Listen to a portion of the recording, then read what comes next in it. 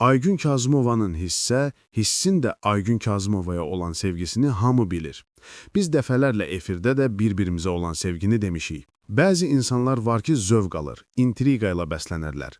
Bunlar da belə xəbər çıxaranlardır. Axşam.az xəbər verir ki, bu sözləri müğənni Hiss zarafat bir yana verilişində deyib. İfaçı Best adlı mahnısından və bunun ətrafında dolaşan söz-söhbətlərdən danışıb. Hiss xalq artisti Aygün Kazımovanın hit olan SOS mahnısı ilə bağlı suallara belə reaksiya verib. İki artist tərəfindən belə cavab yoxdursa, deməli, belə deyil. Sadəcə təsadüflə mahnılar eyni vaxtda onlayn oldu. Mən Aygün Kazımovanı çox sevirəm, o mənə qızım deyir.